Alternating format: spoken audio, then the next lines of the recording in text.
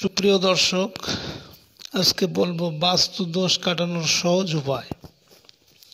মনে রাখবেন, কোনো মানব শরীর যেমন সম্পূর্ণভাবে রোগমুক্ত হয় না, তেমনি কোনো বাস্তু একেবারে ত্রুটিমুক্ত হয় না। জ্যোতিষশাস্ত্র মতে যে জাতক বা জাতিকার লগ্ন এবং চতুর্থ ভাব ও তার সাথে মঙ্গল গ্রহ ভালোভাবে থাকে, তাদের উপর বাস্তুদোষ বিশেষ প্রভাব ফেলে না। কিন্তু যাদের রাশিচক্রে মঙ্গল চতুর্থ ও লগ্নভাব দুর্বল অথবা অশুভ, সামান্য পরিমাণে বাস্তুদোষও তাদের ক্ষেত্রে অনেকটা বিপদ ডেকে আনে।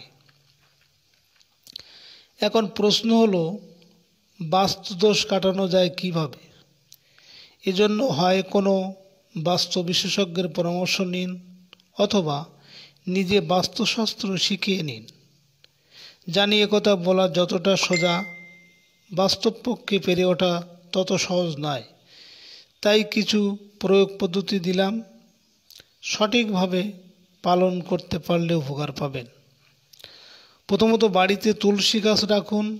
জমি না থাকলে টবে রাখুন। বিশেষত উত্তর পূর্ব দিকে তুলসী গাছ অবশ্যই রাখবেন।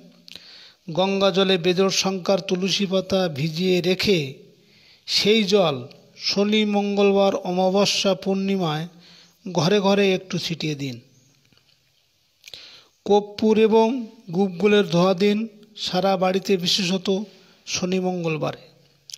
ধোঁয়া দেওয়া হয়ে গেলে শেষে ওই ধূপদানি বা ধনুচিটির সদর দরজার বাইরে বা বাইরের বারান্দায় রেখে দিন। তাছাড়া প্রতিদিন